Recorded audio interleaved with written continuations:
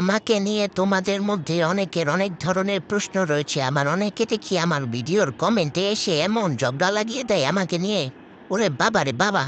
এত fan followers আমি কিভাবে সামলাই বলো তো?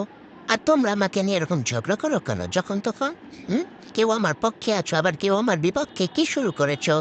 হুম? আচ্ছা, যাই হোক, সেদিন কি হয়েছে বলি।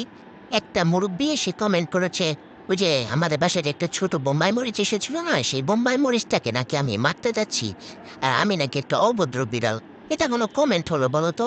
তারপরে তো মুরব্বির কমেন্টের মধ্যে এসে আমার ফ্যান ফলোয়ার যারা রয়েছে, তারা তো ওনাকে ধরে একদম ইন্ডিয়াতে পাঠিয়ে দেয়, পাগলা ধরেও দেয়। তাই ব্যবস্থা করা শুরু করেছিল। আমি আবার সবাইকে বুঝিয়ে টুজিয়ে শান্ত করে বাসায় পাঠিয়ে দিয়েছি। এখন হয়েছে কি শুনো। এই যে দেখো বোম্বাই মরিচটা। তো বোম্বাই মরিচটা যখন আমাদের বাসায় এসেছে, আমি তো জীবনেও আমার মতো এরকম কোনো বোম্বাই মরিচ দেখি নাই। যার কারণে আমি দেখে বুঝতে পারছিলাম না যে আশ্চর্য এইটা আবার কি। আমি তো মানুষের সাথে বড় হয়েছি, তাই আমি নিজেকে মানুষ ভাবি সবসময়। আমি তো কখনো নিজেকে বিড়াল মনে করি না।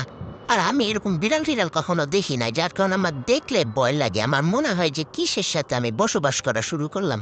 এগুলো আমার খুবই ভয় লাগে। আমার গায়ের মধ্যে কেমন জানি ঘিনঘিন করা শুরু করে। এই হলো কাহিনী। আমি তোকে মারিনি, এই যে সবাই আমাকে দেখতেই পাচ্ছ। আমার মামা জোর করে ধরে ওর সাথে আমার ভাব করা ছিল। কিন্তু আমি তো ভয়ে কোথায় যে পালাবো, কোন আসমানে গিয়ে যে থাকবো তাই বুঝতে পারছিলাম না। মামাকে লাথি টাথি দিয়ে চলে আসছি, তাও মামা আমাকে জোর করে নিয়ে আসছে। এই হলো কাহিনী। তোমরা এত মারামারি করো কেন আমাকে নিয়ে বলো তো?